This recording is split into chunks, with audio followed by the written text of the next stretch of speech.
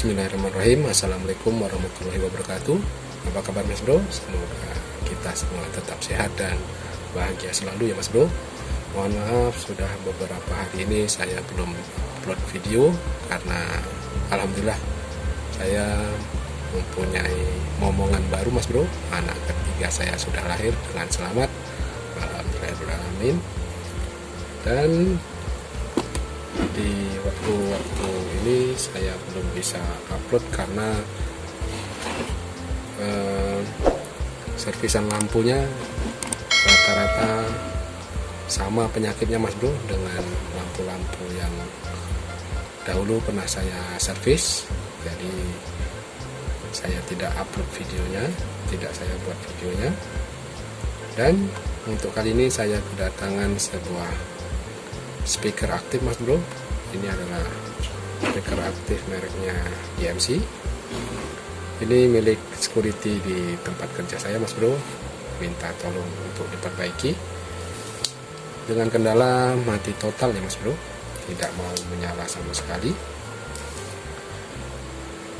Kronologisnya ketika menghidupkan musik dan ada petir, tiba-tiba speaker ini mati total. Oke Mas Bro, sebelum kita lanjut, terima kasih kepada Mas Bro dan Pak Bro yang sudah mampir ke channel saya.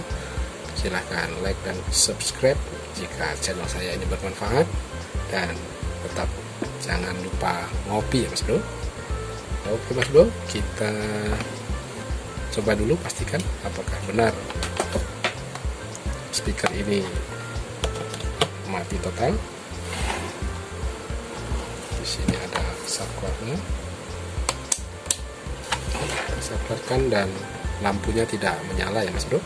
Di sini ada lampu indikatornya, saklarnya sudah kita nyalakan dan tidak mau menyala. Dan untuk video ini saya mohon maaf sekali lagi Mas Bro, pengambilan gambarnya sedikit agak sulit karena speakernya lumayan besar Mas Bro, sekitar 20-an cm tingginya. Jadi ya seginilah kira-kira video yang bisa saya bagikan kualitasnya ya Mas Bro, karena keterbatasan tempat servis saya. Oke Mas Bro, kita lanjut ke pembongkarannya Mas Bro. Nah, setelah kita buka semua bautnya Mas Bro, kemudian kita buka penutup belakang dari speaker ini dan kita cek isi dalamnya ya Mas Bro. Kita ketahui dulu bagian-bagian mana yang kira-kira bermasalah. Oke Mas Bro, di sini ada kabel inputnya masuk ke PCB yang di sini. Untuk kendala-kendala seperti mati total disebabkan adanya petir atau lonjakan arus tinggi, kita harus cek dari awal masuknya arus Mas Bro, arus listrik, tegangan listrik yang masuk di sini. Kita harus urutkan sampai kemana dia masuk ke mesin ataupun PCB driver yang di sini Mas Bro. Di sini ada beberapa blok-blok. Ini adalah blok primernya untuk catu dayanya. Kemudian di sini blok sekunder untuk memproses dia menjadi sebuah speaker aktif. Nah, untuk problem ini Mas Bro, untuk komponen elektronik kita terkena petir ataupun petirnya menyambar ke listrik, kemudian lonjakan listriknya sampai ke alat elektronik kita, itu sebenarnya bisa saja di setiap elektronik ya Mas Bro. Jadi permasalahan ini bisa saja dialami oleh semua elektronik, bukan hanya speaker saja, bisa jadi TV ataupun set-top box ataupun DVD dan sebagainya. Jadi untuk mengeceknya kita harus urutkan dari awal masuknya tegangan listrik ke mainboard di sini Mas Bro. Nah, di hampir semua mesin ataupun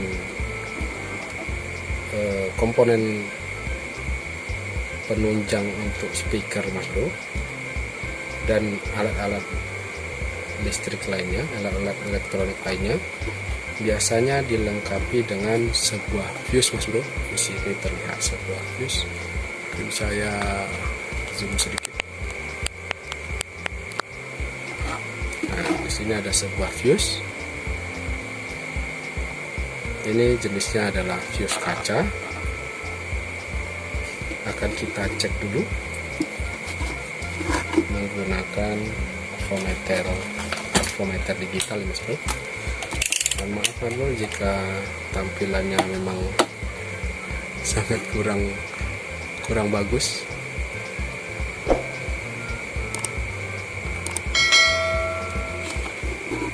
Geser sedikit. Oke, di sini ada fuse-nya, Mas Bro. Kita bisa cek menggunakan mode buzzer atau dioda. Kita cek dulu. Dan ternyata putus ya, Mas Bro. Di sini fuse-nya putus. Fuse ini berfungsi untuk memutuskan tegangan listrik ketika terjadi lonjakan tegangan listrik oleh PLN kita ataupun dari sambaran petir. Disinilah dia melindungi mesin yang ada di sini. Jadi ketika terjadi lonjakan arus ataupun tegangan, dia akan otomatis terputus sesuai dengan ampere yang dipasang di mesin ini. Nah, untuk sekarang kita mengetahui bahwa fuse ini sudah putus ya, Mas Bro. Kita bisa menggantinya dengan fuse yang baru. Di sini biasanya ada tertera angkanya, Mas Bro. Akan tetapi karena sangat dalam, saya putuskan untuk menjumpernya saja. Saya jumper dahulu menggunakan kawat halus saja, Mas Bro. Saya carikan sebuah kawat halus, kemudian saya solderkan di sini. Prinsipnya sebenarnya sama ya, Mas Bro. Bedanya adalah kawat yang ada di dalam itu sudah ada ukurannya, sudah diukur beberapa kekuatannya. Jadi ketika menerima voltase yang lebih besar dari yang dibutuhkan atau lonjakan voltase yang tinggi, dia akan otomatis putus ya, Mas Bro. Kawat kecil seperti ini, kawat dari kabel serabut, bisa kita manfaatkan, tapi alangkah baiknya jika kita ganti dengan fuse yang baru ya, Mas Bro, sesuai dengan ampere yang dibutuhkan oleh mesin ini.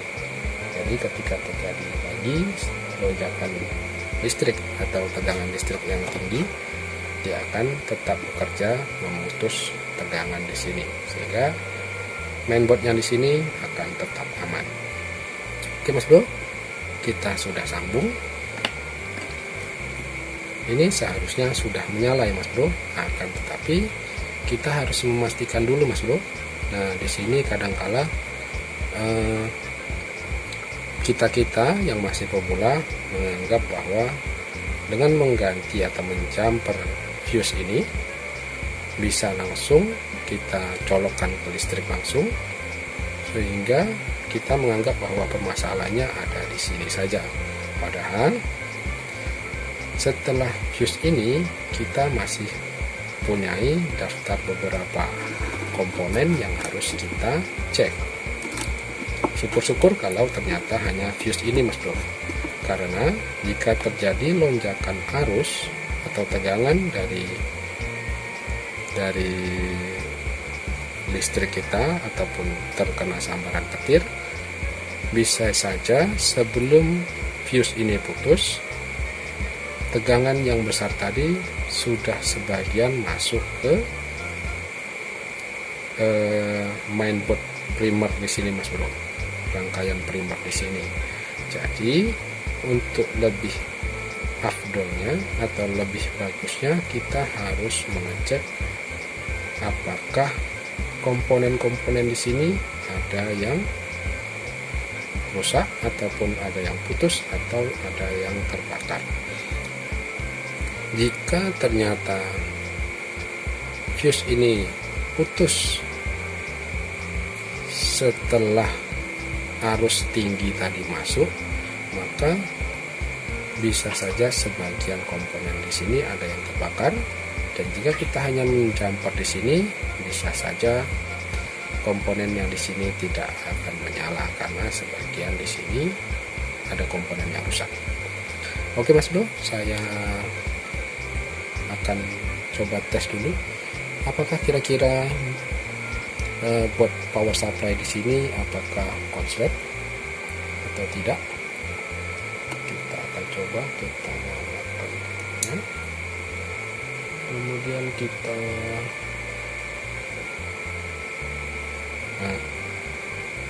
apakah terlihat Mas Bro? Nah, di sini terlihat dia seharusnya tidak menunjukkan angka bahwa dia short ya Mas Bro, ataupun jika menunjukkan angka dia akan resistansinya sangat kecil karena di sini belum ada komponen seperti elko ataupun resistor yang terhubung sebelum masuk ke dioda bridge. Di sini hampir bisa dipastikan bahwa ini short atau konslet. Jadi ketika kita mencoba ini langsung ke listrik, bisa saja listrik di rumah kita akan jelek ya Mas Bro, akan MCB-nya akan turun, dan bisa saja setelah kita colokkan listriknya mengalir kembali ke sini, sebagian di sini ada yang rusak, bisa menjalar ke komponen-komponen yang lainnya. Nah, itulah pentingnya kita mengecek. Setelah kita menjumper, kita cek dulu setelah jumperan kita ini kemana alurnya. Nah, di sini belum nyambung. Di sini terlihat di sini resistansinya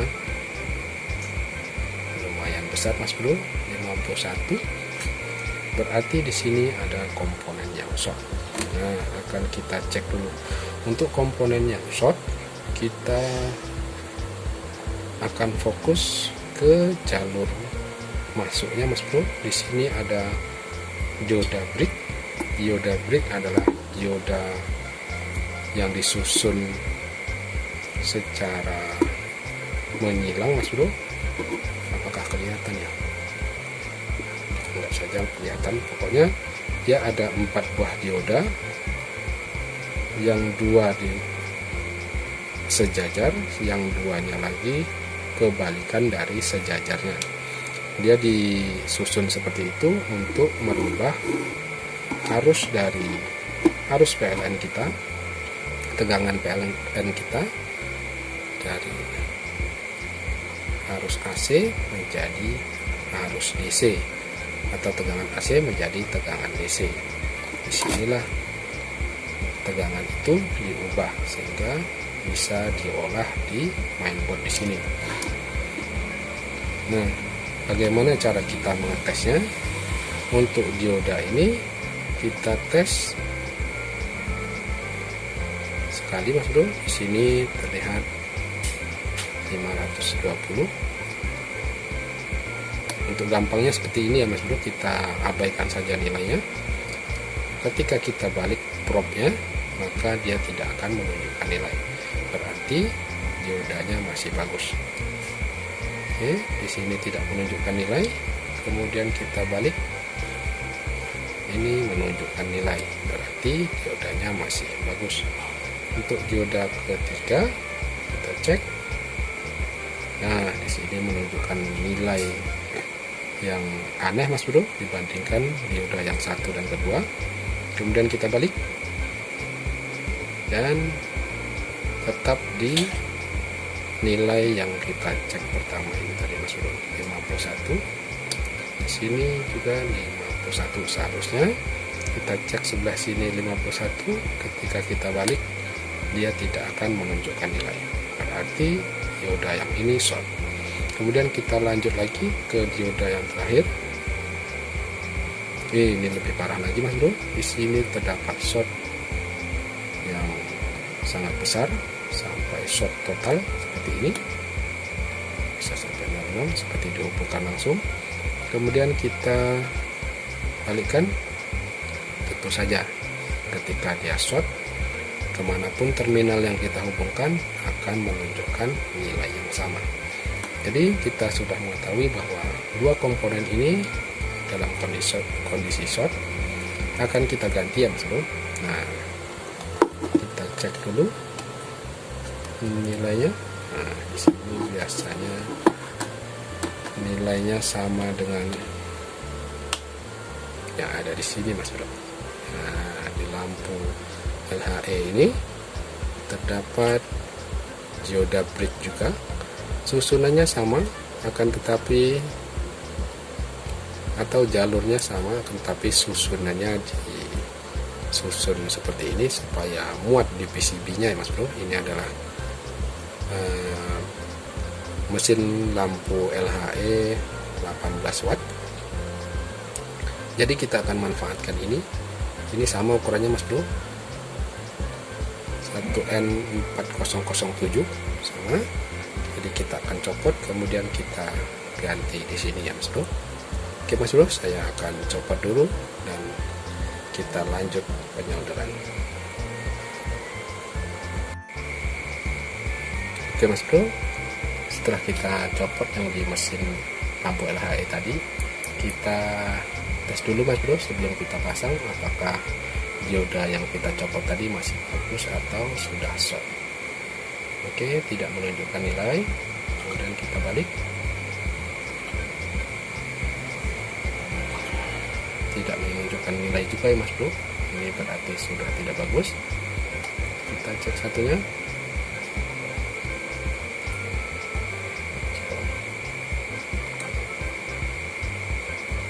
Nah, menunjukkan nilai. Kemudian kita balik. Dan tidak menunjukkan nilai. Nah, seperti itu Mas Bro. Ini adalah yang baiknya. Ini kemungkinan besar sudah putus ya Mas Bro, karena bolak-balik tidak menunjukkan nilai. Oke Mas Bro, saya akan cari gantinya, kemudian langsung pasang di sini. Oke, lanjut Mas Bro. Oke Mas Bro, setelah kita pasang dioda yang bekas tadi Mas Bro, kemudian kita cek ulang Mas Bro. Kita cek di jalur inputnya saja, input dari kabel listriknya. Kita cek konektivitasnya, tidak ada hambatan sama sekali ya Mas Bro. Nah, di sini sampai ke dioda bridge ini bisa dipastikan bahwa tidak ada jalur yang short atau komponen yang konslet ya Mas Bro. Jadi kita bisa langsung tes apakah speaker ini sudah bisa menyala kembali. Oke, kita pasang dulu. Kemudian kita campurkan ke listrik dan sudah menyala ya Mas Bro. Oke, sudah lihat lampunya sudah menyala, berarti speaker ini sudah selesai kita perbaiki ya Mas Bro. Tinggal kita pasang bautnya kembali, kemudian kita coba suaranya. Karena ini tipenya adalah speaker aktif yang subwoofernya saja Mas Bro. Jadi kalau kita sambungkan ke HP langsung kemungkinan tetap sember suaranya Mas Bro. Dia harus dihubungkan dengan Twitter dan yang lainnya supaya suaranya lebih bagus. Untuk sementara kita pastikan bahwa speaker ini nyala dengan baik. Oke, tidak ada suara ya Mas Bro. Hanya ada suara dengung sedikit di speakernya, bertanda speaker ini sudah nyala kembali. Oke Mas Bro, gitu saja kira-kira cara untuk memperbaiki speaker aktif seperti ini Mas Bro. Bisa juga diterapkan di alat-alat listrik lain, alat-alat elektronik yang lainnya seperti TV, radio yang kira-kira mempunyai permasalahan yang sama, terkena sambaran petir ataupun kena lonjakan tegangan tinggi dari PLN kita. Biasanya seperti itu komponen-komponen yang biasanya rusak ya Mas Bro. Oke Mas Bro, terima kasih sudah mengikuti sampai akhir. Lebih dan kurangnya mohon maaf. Terima kasih. Wassalamualaikum warahmatullahi wabarakatuh. Jangan lupa ngopi.